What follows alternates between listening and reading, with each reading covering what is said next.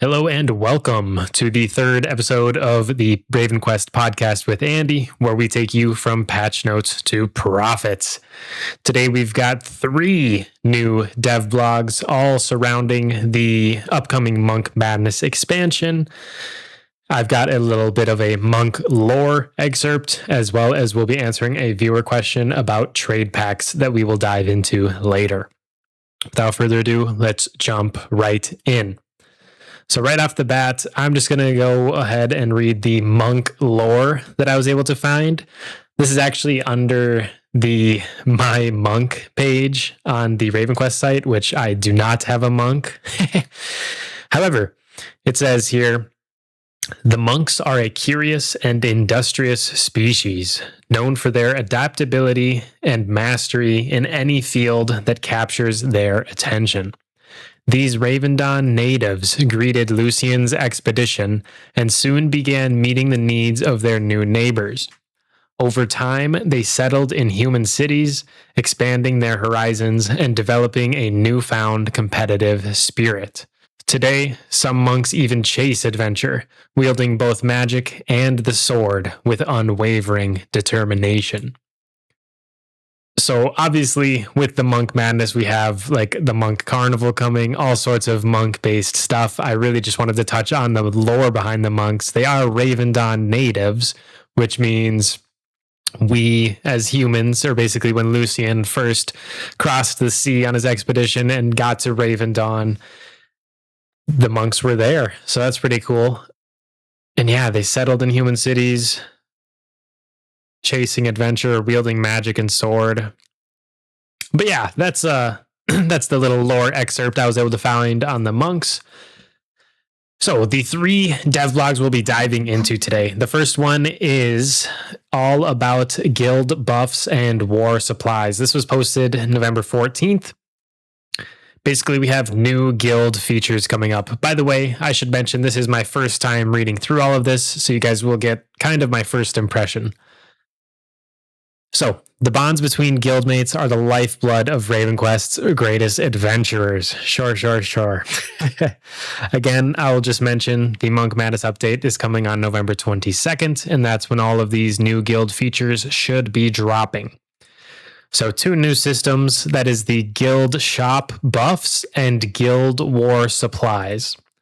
Starting off with the new guild shop, it brings a new way for active guild members to contribute directly to their guild's growth while enjoying powerful guild-wide benefits.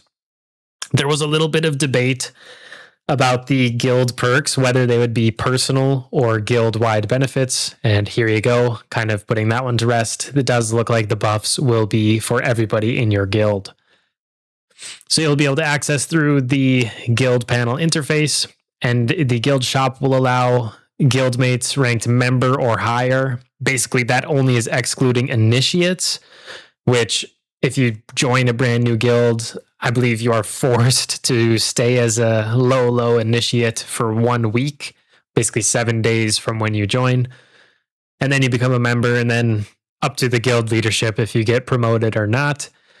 But it looks like this is you must be member or higher.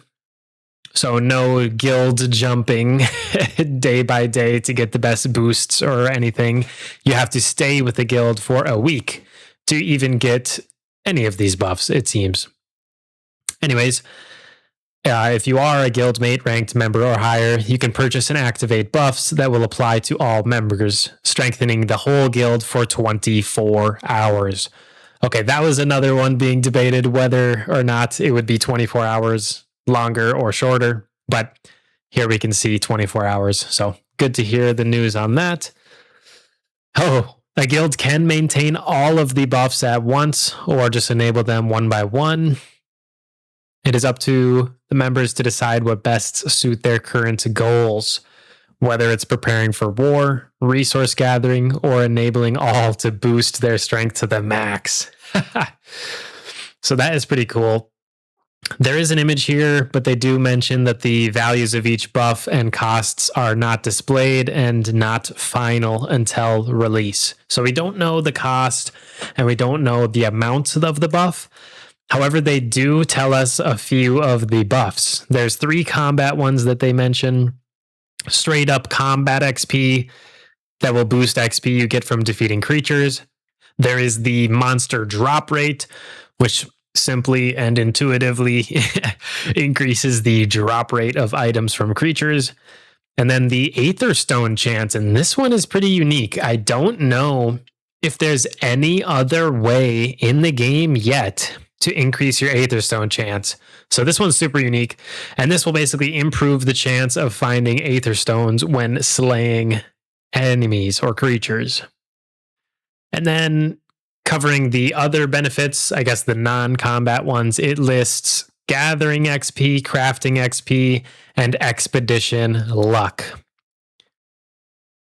Now, if we just really quick pause here and go from patch notes to profits, if all of these cost silver, that's going to be a big silver sink for the game. If every 24 hours, the top X number of guilds are pumping through all of these benefits, making sure that their members have the most XP, the best drop rate, the most Aether Stones.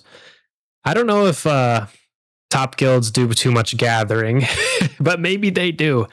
They for sure would do crafting and need the expedition luck. So yeah, to take you guys from patch notes to profits, right off the rip, monster drop rate increasing and Aether Stone chance increasing. The items that come from literally any monster, I could see the supply going up, and the Aether Stones, giving you more shots at Aether Echoes or Aether Rifts. The trophies from those sources could have more supply, or even like the Aether marked runes could have greater supply from this. Now, conversely, what I've seen in the past is as soon as people get a higher drop rate and they get a few, well, hey, I'm 10% to a legendary ring, I'll just buy the other 90%. So sometimes there's some extra demand that comes with boosted supply, but very interesting nevertheless. Gathering and crafting XP, it's very possible that we see more people gathering and crafting just because you get more XP if you're in one of these guilds rocking the benefits. So that could also swing the economy a bit. I also think that top guilds will do a lot of recruiting with this. Like personally, I want to be in a guild that's always rocking all of these benefits, especially if I don't have to pay silver for it. So I could see, if you're a top 100 APDP player, maybe a guild will say, hey, join us. We'll give you perfect perks and we won't make you spend a single silver because we know how strong you'll be in like open world PvP or in GVG, So I think a lot of interesting recruiting will come around this. And then last patch notes of profit, if like I mentioned before, the big silver sink. This is obviously going to create a huge demand on silver. However, also if this increases like combat XP and monster drop rate, maybe people are out there just straight up killing more monsters, generating more silver. So I see the upward pressure and downward pressure. I definitely think this is going to be more of a silver sink than anything, though. But yeah, moving on to the war supplies. We'll have the guild war supplies, a new way to prepare to turn the tide of battle. So during guild wars, participating members can purchase these exclusive consumables and tools from a new NPC, the Monk Provisioner, which will be located right at the exit of each team's camp. So basically, when you start Guild War, you're in camp, and you'll be able to talk to this guy and buy stuff. Only usable during Guild War and will vanish when the event ends. So it's up to your guild to decide how many supplies you want to risk bringing into a Guild War. And I can see here, oh my gosh, wow, it is a Warforge shard sink. You can see here in the image, the promo image, they're basically the cost of these banners and the ballista is silver plus Warforge shards. So for all of the absolute gamers out there, who ran out of things to Warforge and have been stacking Warforging shards for weeks and months. Like, I think I was watching like Vitronix's stream the other day, and he had like thousands of these stacked up, and it's like, oh my gosh. But those people or those guilds now will have a use for their Warforging shards. You can use them to buy, or it's part of the price for these Guild War supplies. Now, I want to know what they do. So it says from defensive aids to offensive banners that empower allies. Guild War supplies are the new foundation for advanced Guild War strategies.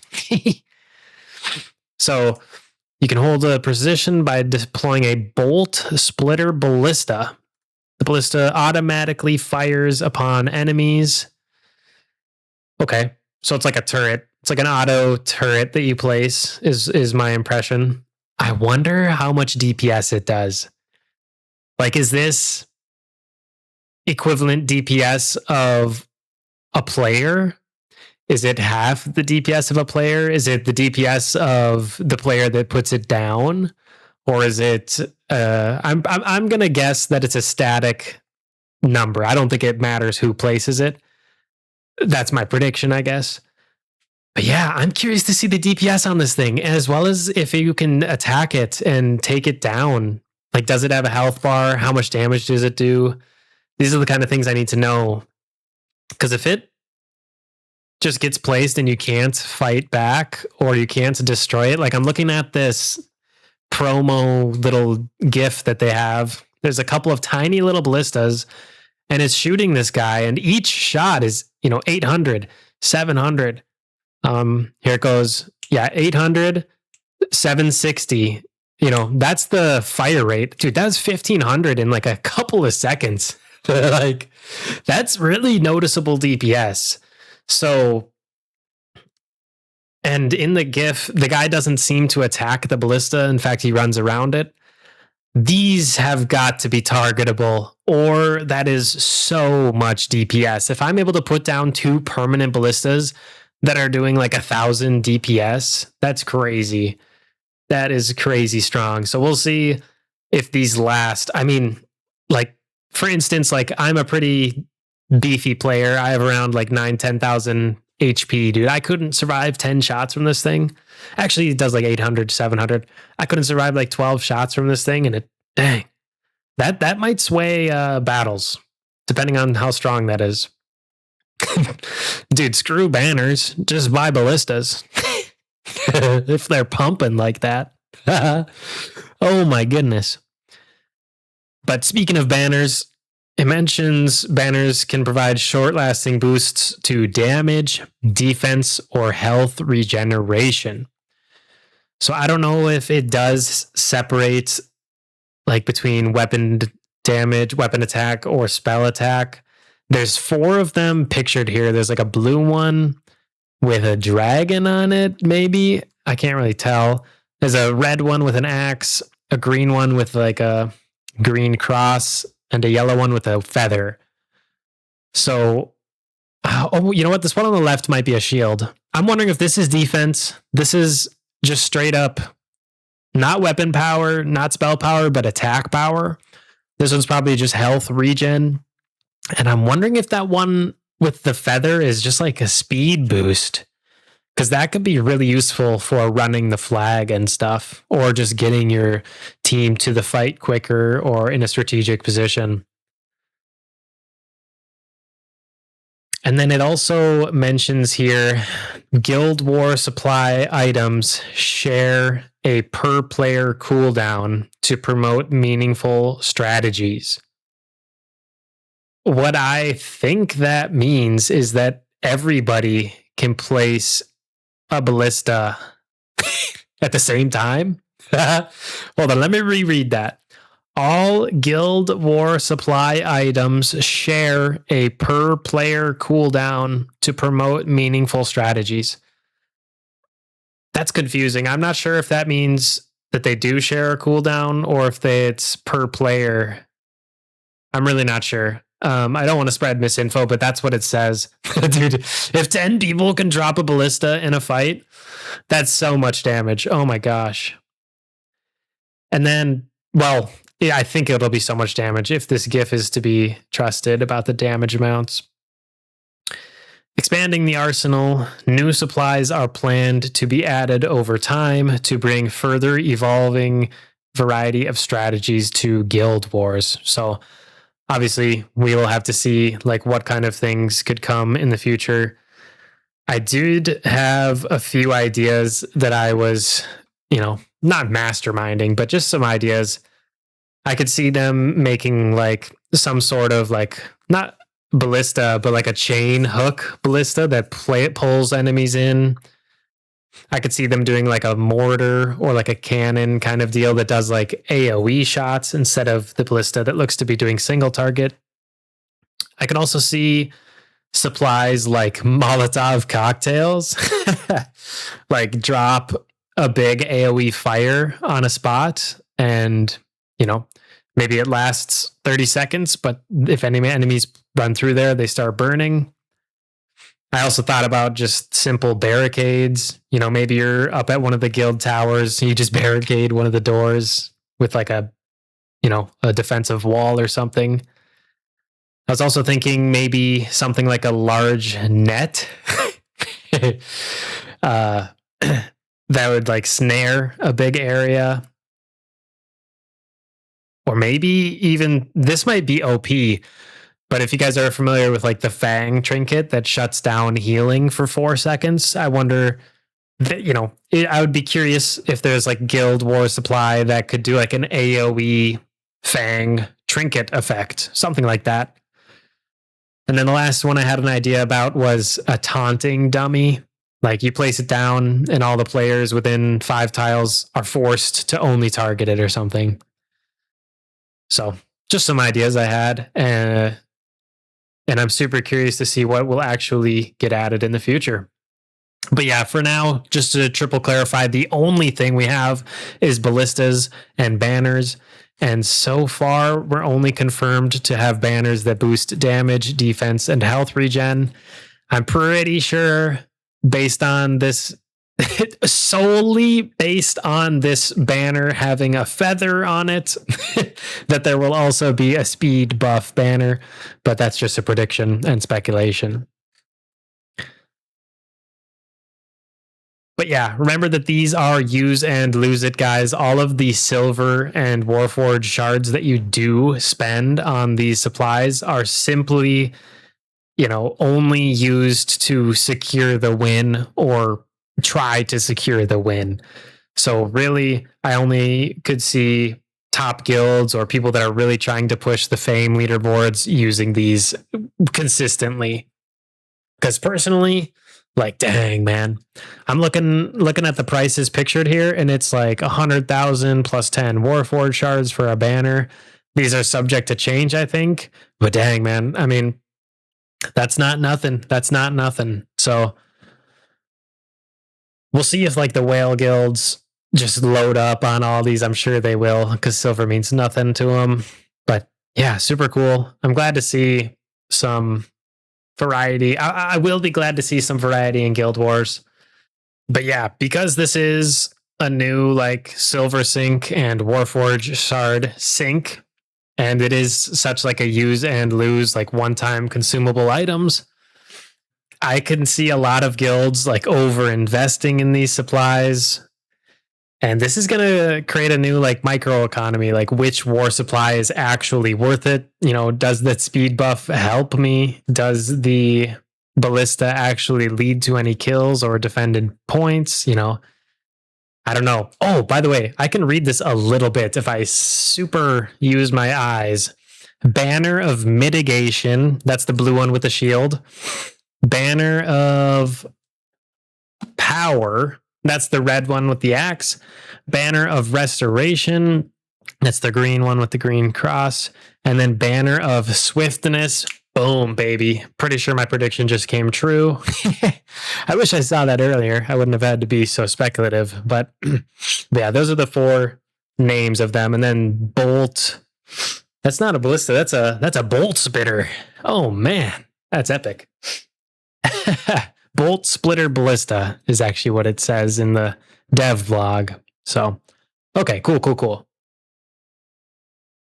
So yeah, I'm super curious how competitive your guild wants to be. You know, spending X amount of silver and X amount of war shards. You know, if you don't win the guild war, you might lose warforging shards. You know, but if you win, maybe you'll get those warforging shards back, so it's all worth it. These are the kind of questions that a lot of guilds will have to start answering. And if guilds want to remain competitive, spending on these war supplies might just become a cost of doing business here, you know, raising like the guild overhead costs, which definitely I could see trickling down to members, whether it's like weekly dues, guild supply contributions, whatever. You know, this is not only is the guild shop a silver sink, but these new war supplies are a silver sink. You know, all of it is related to your guild. I think guild dues are going to become a lot more popular, which kind of sucks. You know, you hate to get nickel and dimed. But also you want to be in a competitive, strong, winning guild. And that's just part of the deal. So yeah, super curious to see what kind of guild incentives will go out there. This could be another way for guilds to recruit, like, hey, we'll cover all war supply costs, just show up and pop off. Very interesting. Obviously, similar to earlier from Patch Notes to Profits, another silver sink, raising the demand on silver.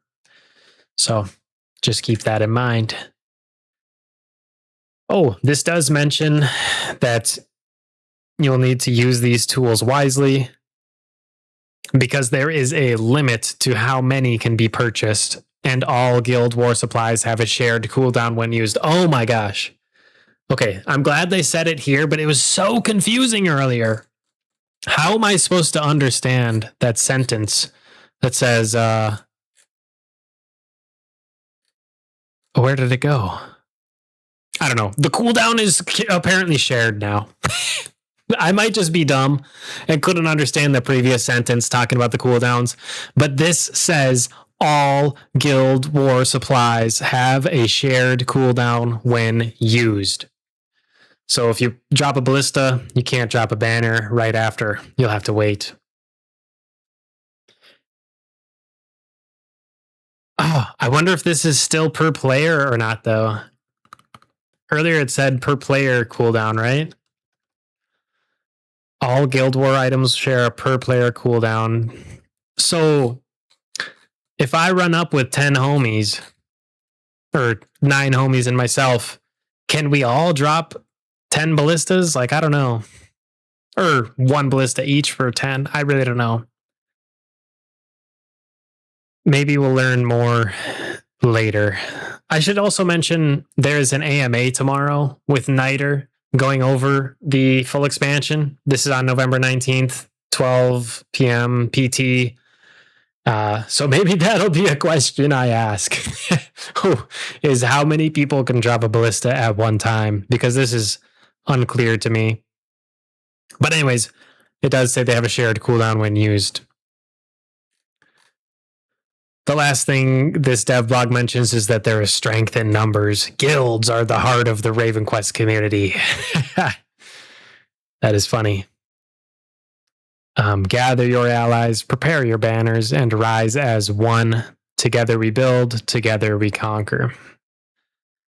This is ironic, especially if you guys have been tuning into like recent AMAs, because the dev team mentioned that they think most players want to go towards solo content, and this just speaks the opposite. It's kind of funny.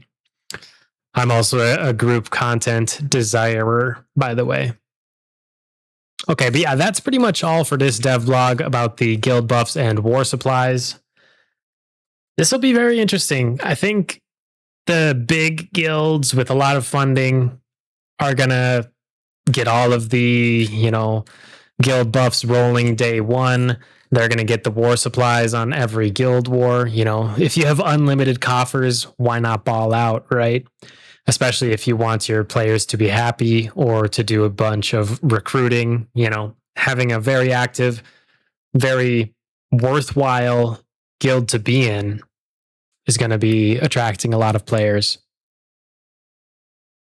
This will probably widen the gap between like the richest player and the poorest player or smaller players, because this is just one more way they're going to get benefits that the new player or small player could not afford. You know, the bigger guilds are going to get more drops, more XP, which is going to lead to faster gearing up, which is going to lead to even more wealth accumulation, and it just snowballs from there. And if you are in a smaller guild or maybe a less active guild, you're going to have to be pretty picky about what kind of buffs or what kind of war supplies you actually try to, you know, purchase. There's definitely going to be sort of, you know, calculation going on of which ones are worth it and which ones are not. So super curious to get our hands on the final numbers of these bonuses and stuff and prices so we can actually determine the value. So that's all for this one. Moving on to the next devlog, we have pets. Meet your new companions. So coming in the Monk Carnival is pets. And pets come in all shapes and rarities, and each will come with its own perk and trait to aid your quest for quest token. And you can see there's a cute GIF here of a player running around being followed by, there's two of them. There's one little penguin, and then there's one like, I don't know, bush guy, little guy. But yeah, very, very cute. But yeah, I'm curious to learn more about these perks and traits here. Every pet will come from common to legendary rarity. Rarer pets, more rare pets, will not only look more unique, but also possess stronger perks and have the rare chance to have a trait. So I guess not all of them have traits. Even though right before it says, okay, this is a little bit hypocritical. It says, they come in all shapes and rarities, each with their own perks and traits. But then this says a chance to have a trait. So I don't think they all actually come with perks and traits. I think they all come with perks, but not always traits. Oh my gosh, the next freaking the next paragraph explains it, dude. That's so goofy. So yes, all pets that have pet perks. Oh my gosh, no way. These provide direct bonuses to your attributes, profession skills, and more. Dude, it goes to your attributes. That's combat power, right? I'm not tripping. That's like your skills. Unless attributes are something different. Let me just pull up game and check my player, because I want to look at my stat menu. Like if those are what are called attributes, dude, these pets will be giving you actual combat power, which is a whole different story here. Okay, I'm in game. Sorry for that silver noise. Stats. Attributes are your freaking stats. Oh my gosh. So attributes are like the things like spell power, weapon power, literally all the stats besides your main 5 stat points. Wow.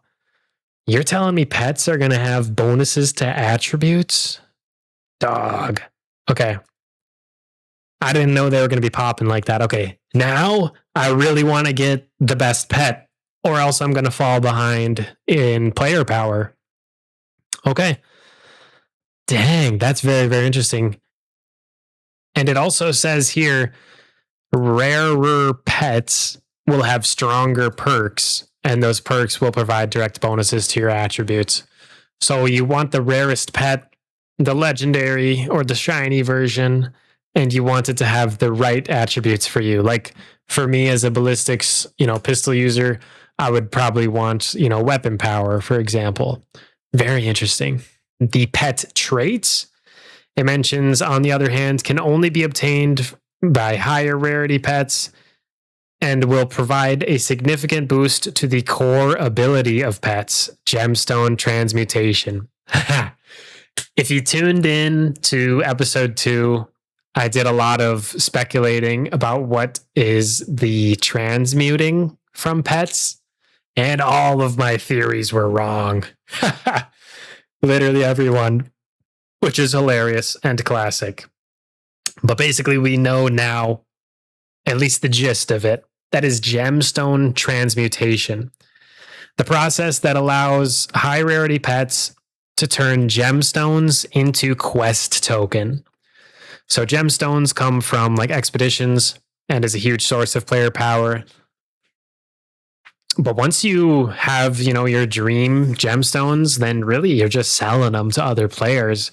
This actually gives them a use, and that is basically scrapping them for quest token. It says keep exploring the dev blog as both features are further explained below. So I will definitely be curious to see more on this, how many gemstones equals a quest token or vice versa. But this is obviously going to be a new supply for quest token as well as a new demand for gemstones. So patch notes to profits, I could see gemstones going up in price as this new quest generation opportunity becomes available, as people get their hands on these high rarity pets and start cranking through gemstones that they have. Very interesting. It also mentions each pet you collect will increase your renown. Rarer pets providing more renown. So for the renown maxers, this will increase it even more. Very, very nice for the fame farmers. Okay, so here it talks about... So yeah, we'll have to dive into the perk traits and the transmuting more in depth later down here. First, it's going to dive in on how to collect the pets. So right off the rip, you'll get them primarily from the Monk Carnival. I am willing to bet that the pets are going to be tradable, especially because there's like the one of one shiny ones. I'm pretty sure they're going to be tradable. But let's read here. Step into the Monk Carnival. Try your luck with the Fortune Wheel, where every spin has a chance to call a friend to your side. So off the bat, I hate that it's like a gacha system. Kind of crummy that you can't necessarily just go and grind for one. You gotta pay your Monk Carnival dues to get your hands on a generating one. Which, if you want a shiny, you have to be the first person to get the legendary, which means a lot of people are going to be trying this. But yeah, you can spin using lucky coins or carnival and lucky stubs. A little bit lousy, because this is just, I could pay dollars to get these pets, but whatever. Every spin of the wheel is a chance at rewards, and among many treasures, some are pets. Okay, moving on to the pet perks. This is interesting. Pet perks, oh my gosh, permanent passive bonuses that help in all aspects of your adventure, with rarer pets having more impactful perks. Dang. So this means, you're going to want the most rare, bestest pet. I'm wondering if different pets have different bonuses, or if it's just like, no matter if you have the dog or the bird, as long as it's the legendary variant, it has X percent weapon power bonus or whatever. Or if it's like, okay, the bird has weapon power and the dog has spell power or something. We'll have to find out. But yeah, this says some perks enhance combat. Others boost gathering and crafting, and a few even improve your luck. Okay, this makes me think that it's different per pet. You can benefit from each one of these bonuses at the same time if you have pets with these perks. Oh, okay. So each pet will have different perks, and you can collect them all and benefit from all of the perks at once. So right off the rip, the Giga Whales are going to want the legendary version of each pet so that they get all of the bonuses. Wow. Okay. Attribute perks grants bonuses to primary attributes. Okay, wow. Right off the bat, just bonus stats. And then combat perks will grant bonuses to different combat activities, creature loot, infusion and aether stone, drop rates, bounty marks from ranger company tasks, and expedition luck. Okay, I know it says combat perks, but that's like all loot perks is how I read that, right? Like buffs to your creature loot, buffs to your infusion drop rate, buffs to your aether stone spawn rate, buffs to the bounty marks you receive, buffs to your expedition luck. That's all loot, right? Speaking of loot, like Patch Notes the Profits, depending on how lucrative these bonuses are, long term, it could be very, very profitable picking up one of these pets. You know, get yourself better attributes, get yourselves all these loot bonuses. Like that equals silver every day if you're getting more creature loot, more infusions, all that good stuff. Not to mention there's even two more. There's gathering perks, increase the chance to obtain rare materials, and crafting perks, increase the effectiveness of touch and synthesis abilities. So top gatherers, top crafters are obviously going to also want to get their hands on some of these pets. Now, personally, I'm not much of a gatherer or crafter, so I'll probably be skipping those ones. But dude, all of these combat ones, as well as especially that player power attribute perk one, I'll be trying to chase those down.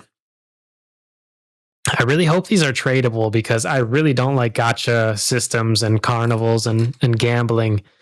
So I'm going to try to stay away from the carnival as much as possible. However, if these are tradable, you know, I'll definitely try to trade a player for one. If you got any shiny, awesome attribute perk pets, let me know in the comments and I'll buy it off you. Okay, moving on to the gemstone transmutation. These are different from perks and only higher rarity pets have them. I wish it would tell us what rarities, like is an uncommon high enough rarity? You know, is rare high enough rarity? Does it have to be arcane or grand or higher? I don't know. But it is a mystical process that turns gemstones into quest tokens. Oh my gosh, I'm so stupid, dude. I wish I would have read one more sentence. It says starting at arcane rarity. So arcane rarity and above. Pets possess energy, a magical resource that fuels this conversion and replenishes over time. Transmuting gemstones consumes energy, and while almost all pets have the same amount of energy, rarer pets replenish energy faster. Okay. Additionally, landowners' pets regenerate twice as much energy in the same period compared to pets owned by non-land owners, allowing them to transmute more gemstones more frequently and ultimately earning twice the quest. And it mentions here that for now, only T1 gemstones are able to be transmuted. Okay, I wonder if that'll be in the future opened up to like T2 through 7 gemstones.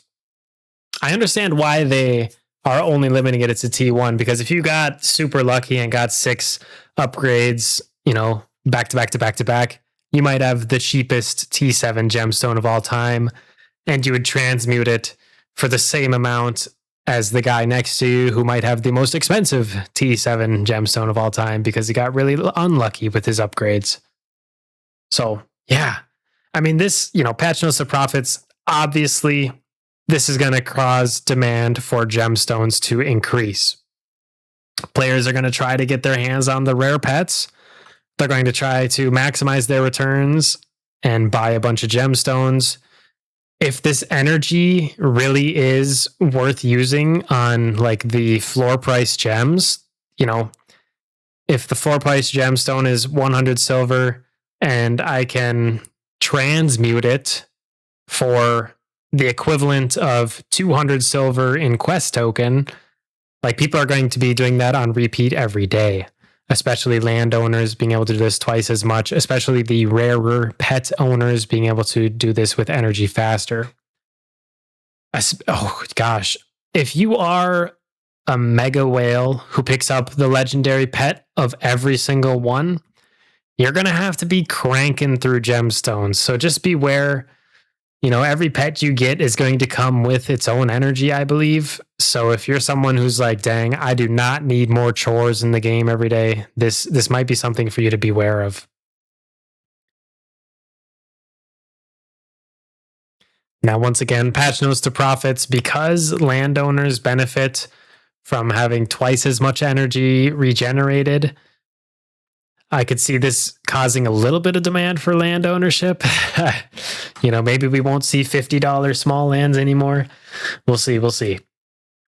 This is not a huge buff, especially because we don't know how much quest will be earning from these gemstones, as well as, like, honestly, as soon as this releases, after, a couple of months of this, like the floor price of T1 gemstones is going to be, it's going to be close to how much quest token that it generates, because people are going to be picking them up if they're profitable every single day. So I'm curious to see if the quest token is going to be, a stagnant, is one tier 1 gemstone going to equal 10 quest token? Is it going to be like the quest reroll, how it like changes price every day? I'm not sure. A lot of things are going to depend on what this rate of turning gemstones to quest is going to be. But yeah, as long as you have one arcane pet or above, you can transmute at the same rates as anybody, just not as frequently as anybody. And then, another patch notes to profits. Since pets will give perks to your attributes, your gathering, crafting, and loot rates, players that have these pets, especially the high rarity pets, are going to be able to gather and craft faster, more efficiently, as well as just getting better loot during combat. Like, this could definitely increase the supply of materials, crafted gear, gathered items, all of that. Basically increasing supply and a potential downward pressure on price. Okay, and then here it mentions that the first 20 days after a pet is obtained, its energy regeneration is boosted. This accelerated regeneration gradually tapers off over time as the pet matures. So I guess as a young pup, your pet is going to be popping off with the energy regeneration. 500% for the first 5 days, 400% for the next 5, 300% for the next 5, 200% for the next 5. And then after those first 20 days, it is normal regeneration. So maybe the Giga Whales will be always looking for like young legendaries. I kind of doubt that. From my point of view, I think the main benefit is going to be in these permanent perks. Basically, the like attributes and combat perks. Maybe even the crafting ones will get some value. But yeah, I just see the gemstone floor price going right up to whatever this quest from transmuting is going to be. So we'll see. We'll see how much quest this generates. Wow. To support this feature, pets will have their age marked in their tooltip. So I guess you can keep track of how old he is. And then here it mentions pets of arcane rarity or higher can come with a trait. Dang, it only says can come with a trait. It doesn't say will come with a trait. So I think it's just a freaking chance. Oh, how devastating would it be to get a legendary and not get a trait? Or get the one of one shiny pet, but no trait? Dang. I'm curious. Oh, never mind, dude. I always have to read forwards. It says shiny pets guaranteed to possess a trait. Okay. But I guess legendaries are not. So interesting. So the traits are right here. Each different trait reduces the energy cost of transmuting a specific gemstone by 20%, increasing the conversion efficiency. Yeah, okay. Increasing the efficiency of energy, not gemstones to quest. And that's the real conversion that you want to have better. I guess if the energy is really, really slow, I don't know how much it will regenerate or how many gemstones a pet can transmute per day. But apparently, yeah, there's the 4 gem types: ruby, sapphire, topaz, emerald, and the traits will just have, an easier time transmuting per energy. So pretty sure nobody's going to want to use the steadfast one. Topaz of perfection is so popular that the topaz floor price is the highest. From my experience, maybe I'm totally off on that. So I think the steadfast trait is probably the low on the lower end of desirable. Yeah, super interesting. Okay, and then I kind of mentioned this on the last episode, as well as I've been bringing it up today, about the shiny pets. That is the first adventurer to obtain any legendary pet, like the first of that animal type. It will instead be a shiny legendary pet. And that will be a 1-of-1 version, having a unique visual, granting double the renown of the legendary version. Additionally, having twice the energy to perform gemstone transmutation and guaranteed to possess a trait. That is nuts. If you are a renown maxer, you're going to want to buy up all the shinies, which is going to be crazy. Obviously, they look super, super cool. Like, looking at some of these variants versus the legendaries. I guess the legendaries look really cool too. Yeah, I want to see all the pets, but there's this GIF here showing just a handful of the pets. The shiny ones do look the best, especially versus the normal common ones, Like these ones have like particle effects coming off of them. I'm noticing they look like they're all flying versus all the common ones look like they're just walking around, It says the early monk gets the snack. So if you want to walk away with a truly unique companion, make sure to be first in line to the fortune wheel. Yeah, depending on how rare these are, I could see all of the shinies getting looted day one.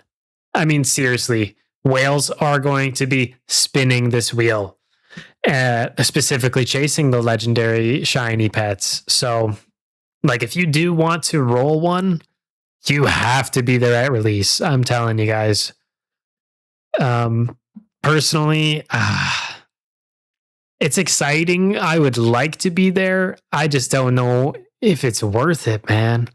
I might just hang on, wait a week or two, see what the pet prices are, and then decide whether or not to roll or try to trade for one. We'll see. Okay, here we finally learn that they are NFTs. All pets are NFTs. Pets can be ascended from your withdrawables inventory, allowing them to move from game into your wallet where they remain truly yours. Now, beware, I believe this is going to be similar to the MOA NFTs in the sense that they are unlimited. So just beware of the infinite supply on these, except for those shiny pets. Oh, interesting. This mentions if you would like to release a pet, you can get lucky coins for the pet. So another source of lucky coins, similar to some of the lucky chest NFTs that you can burn for coins. So I guess, like I said, pets have unlimited supply. If the unlimited supply brings the price to zero, then you might as well pick them up and burn them for lucky coins. So in a sense, I think there will be at least some sort of floor price on these. That is just the price of the lucky coins that the pet is worth. That's pretty much all for this dev blog. I wanted to bring up a few questions that I think is important to raise. Right off the bat, my biggest question that I wish I had an answer for is it worth it to try to buy spins right off the rip and try to capture yourself a shiny? Or is it better value to just stand back and wait a week, wait a month, buy them off the secondhand market? Personally, I think the most dedicated players that want to actually use shiny pets are going to show up and be spinning these. I don't think there will be I don't think all of the shiny pets will be for sale, is what I'm trying to say. There's definitely going to be players that want it because they will fall in love with it. They're going to keep it for the rest of their playthrough, which could be forever. And those ones might never go for sale. Now, if people are chasing all the shinies, maybe they're selling the common ones, selling the grands, selling the arcanes along the way. Hard to say. Also, we don't know all of the rarities. Here we have listed common, grand, arcane, exalted, legendary, shiny, but there is more rarities of things like Raven cards in the game. So I'm curious to see if uncommon and rare will show up. Honestly, I think more rarities would just mean more junk rolls on the carnival wheel. So I hope not, but we'll see. I really do want to circle back to the topic of the potential risk if you are buying a pet just to transmute gems because it's profitable today. I could see that if there's too many pets existing and there's unlimited energy being generated, meaning unlimited transmutations happening every day, the gemstone to quest token yield could decline over time. And basically, as more and more people are buying the T1 gemstones just to transmute, your yield, your spread is going to shrink. So beware of that. And then the other thing I want to bring up are the perks at low rarities still meaningful? If we still get the same attributes, combat perks, gathering perks, crafting perks at higher rarity and lower rarity, it does say rarer pets have more impactful perks. But if it's okay, I get 2 more stats in this or 1% more gathering speed, stuff like that, it might, you might get 80% of the value out of a common or something. I don't know. And so definitely keep an eye out for the official numbers on some of these traits and perks and whatnot to just see the value. Because besides the renown and stuff, commons might just be fine for the average player or the everyday Andy. So yeah, we'll definitely have to see how big the difference is on some of these bonuses and whatnot. But yeah, that's pretty much what we know about the pets system from this dev blog. And moving on to the third one that we'll be covering. Oh, wait, where'd it go? There it is. Wait, where did it go? Oh no, I totally lied to you guys. The third one was just a change log. Oof. Okay. No third dev blog. Sorry for baiting you guys. The changelog is relatively light. There's been a couple of changes since the last podcast. The first one is that they added missing sound effects for the naturalist and ballistics archetype skills. Yay! I'm a ballistics Andy. Although I only use like 2 ballistics skills, so to be honest, I haven't really noticed. But this was a big complaint, and when I first started ballistics, that was one of the first things I noticed. I was like, why is this archetype so quiet? But that was when I was using like 6 of the skills, just trying out the new skill tree. So happy to see that this finally came through. Gave some love to naturalist and ballistics players, and that is great, as well as updated sound effects for all weapon skills. So pop your weapon skill, let me know if it sounds a little bit better. The other general change is that Harvest Eve event has concluded. I do want to call out that I saw on Discord from, I think it was just a random chatter, but they did mention that like the harvest coins from this year will be back next year. So if you didn't get to spend all of yours, you can save it for next year. It will eat up a bank slot for a year, but you can jumpstart your 2026 Harvest Eve event grind. The other general change, and I noticed this one happened to me, due to the transmuting announcement, all gemstone listings were reset/returned to players who listed them. I don't know if they returned my silver tax for listing those gemstones on the market. And if they didn't, they owe me, man. They owe me. That's like a 2% tax on hundreds and hundreds of thousands of silver. I know I got the topaz back, but I don't know if I got the silver back.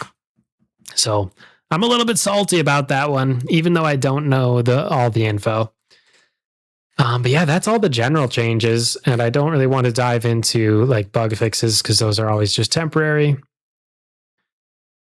But yeah, guys, that is the meat and potatoes, the guild buffs and war supplies, as well as all of the pets information coming up in the Monk Madness expansion. Okay, diving into our viewer question segment. This one comes from episode 2 of the podcast from GuavaGold, who asks, question for Andy. What are some good trade pack routes? Do you run on Plunder or use Ocean? Any tips on ship setup, warehouses, etc.? I chuckled when I read this initially because I am the biggest noob when it comes to trade pack routes. I have literally, no joke, done 1 trade pack route. Literal 1. And I got an achievement for it. It said, like, deliver your first trade pack. So I have very, very, very little experience when it comes to trade pack routes and all of that. Now, I do want to dive in and at least sink my teeth into the question and hopefully provide some valuable insights for you, though. You ask, any tips on ship setup? Obviously, get yourself a merchant ship. Carry as many as you can. On top of that, in your cabin, you're going to want the trade pack container. Get the large one. Get the large merchant ship, get the large trade pack cabin, and then as well, you're going to want to get the water pumps so that you can move faster. So just jumping into game, I've got the ship builder open here. So like I said, you're going to want the large merchant ship that gives you 3 extra capacity for trade slots. You're going to want the fastest sails, probably the merchant sails that will increase your speed when carrying trade packs outside combat. For the container, obviously you're going to want the trade pack container. Dude, is there not a large trade pack container? It might only be medium. Yeah, I think just so you can only carry 6 on a boat. Interesting. Okay. And then I think the best one for the like weapon slot is the Royal Water Pumps. Just removes movement speed effects, gives you a burst of movement speed. Very, very good.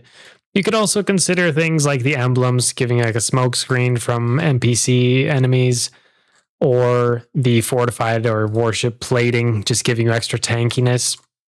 All of these things basically just to help you bring more trade packs across the sea faster and more reliably. You know, buffing your health means that if a pirate attacks you, you have more time to get to a safe harbor. Buffing your speed means if a pirate attacks you, or even if a pirate doesn't attack you, just more trade packs per hour. But if a pirate attacks you, higher chance of a getaway. And the like smoke screen, I don't think it does much for PvP, but it does cause like sea creatures to ignore your ship for 20 seconds. So that can be helpful for just staying alive, staying high health, and all that business. That would probably be the last one to go after, though. And I honestly would personally just take a big cannon over that. But yeah, as far as like routes and stuff go, man, I wish I knew. I know a lot of players will run out of, like, here, I'll just pull the game back up. If you're listening, I'll try to explain this. But a lot of players will run from Dras Ashar down in the southeastern corner of Haderach. And you can run all the way from Dras Ashar by land, right? Up through all these areas over to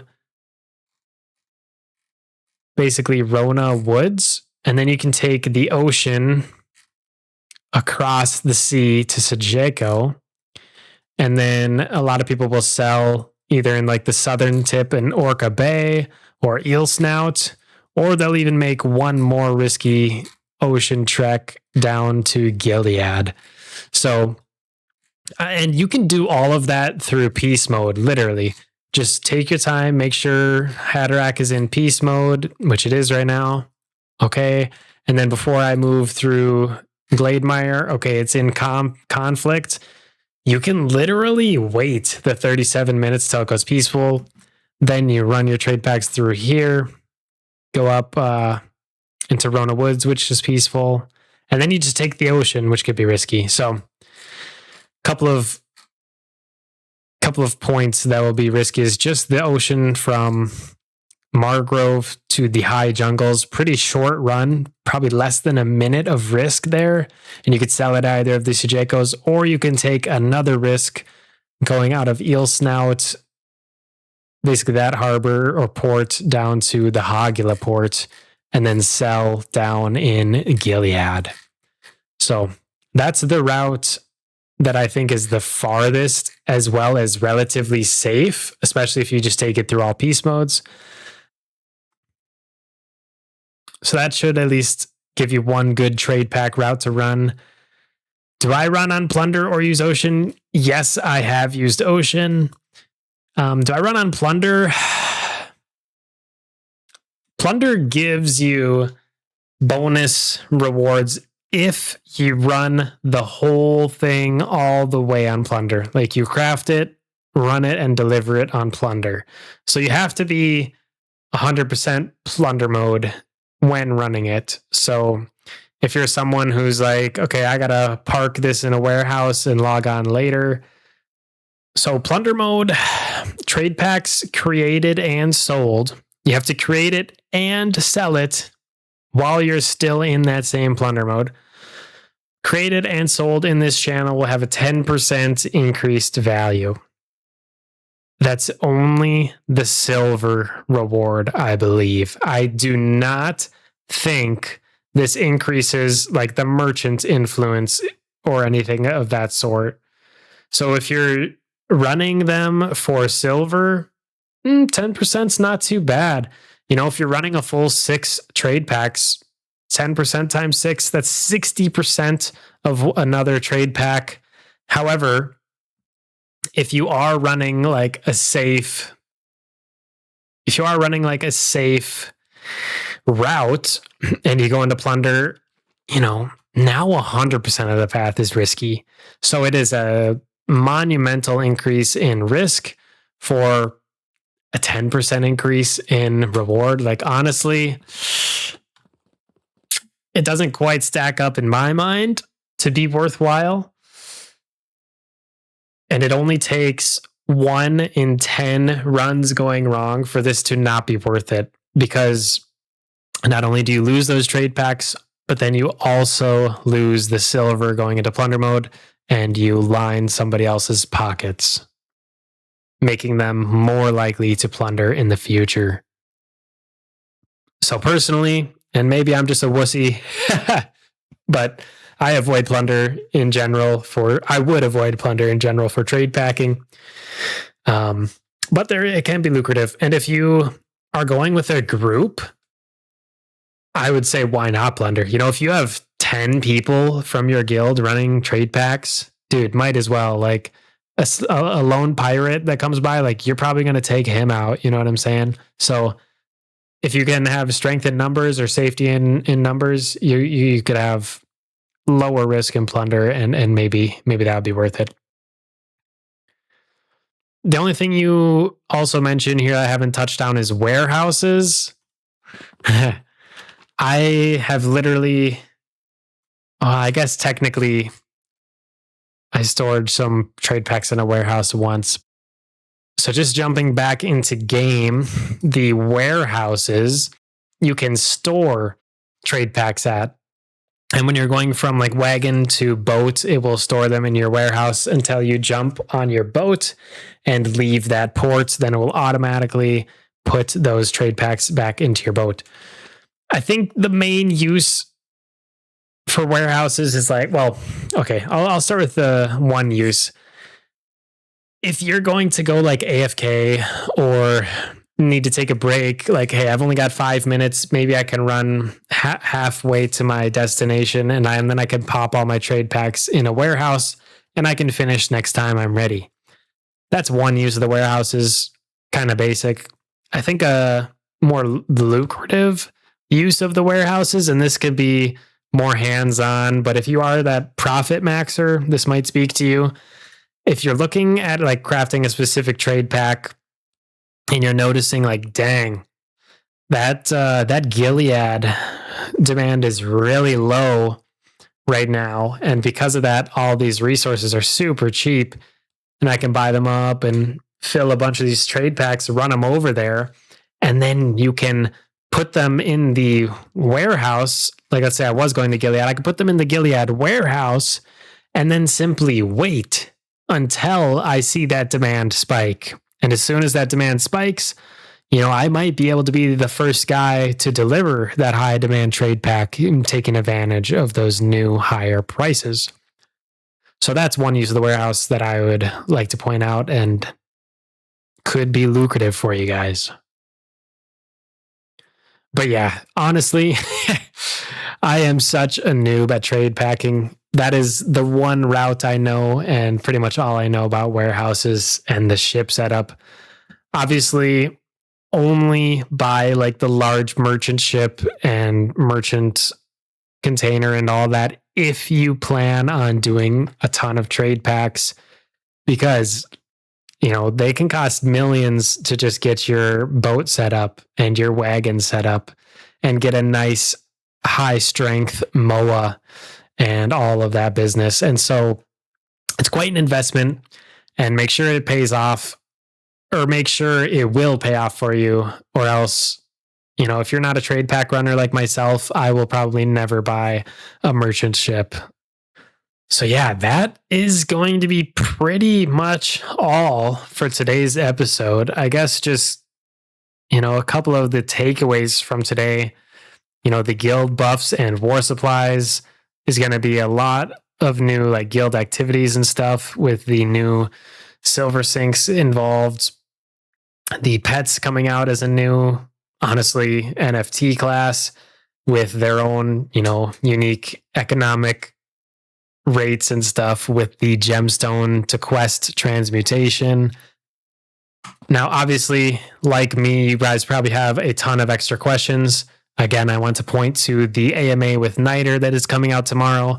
I will be there trying to ask him questions, and I would definitely recommend you guys check it out too. That's going to be all for this one, guys. Thank you so much for tuning in. Remember, if you guys want your question answered in a future video in the viewer question segment, please leave a question in the comments below. And until next time, take care and good luck with your grind.